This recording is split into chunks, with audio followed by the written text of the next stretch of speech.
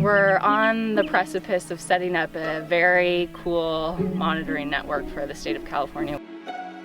So the California Heartbeat Initiative is an all-encompassing environmental monitoring system looking at the health of the state.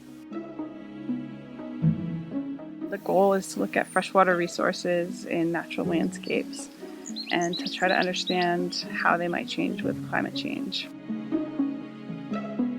Our water resources are swinging back and forth in their availability like they never have done before in recorded history.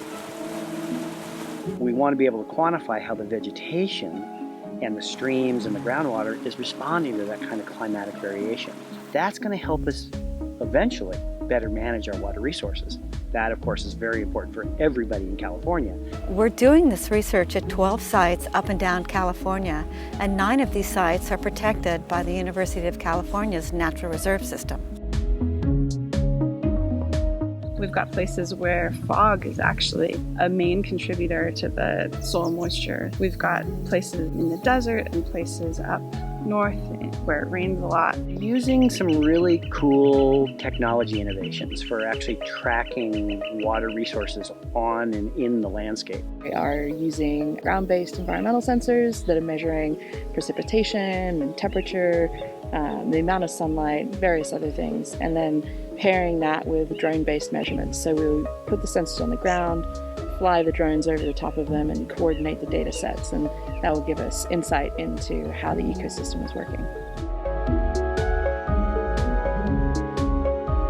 So if the chemistry of a leaf changes because it's feeling water stress, that might change the way that light interacts with that leaf, and the drone will see that. We're building this bridge between what a drone sees and what a plant felt. The drones, when they fly, they take a series of photographs at different frequencies. We stitch those together to give us a much bigger picture of all of these thousands of photos put together to tease apart the topographic influences on the environment. Now we don't just look at individual trees, but we look at the whole forest. We're putting in soil moisture sensors at different depths so that throughout the year when it rains, we can watch how water moves into the soil and into the bedrock that's weathered and that can hold it. Soils are actually a natural reservoir for the water of the state. So understanding how the soil retains moisture and how it supports the vegetation and therefore the wildlife throughout the year in more detail is really important. By showing us where the vegetation is comparatively drier, this project can help predict the path of wildfires.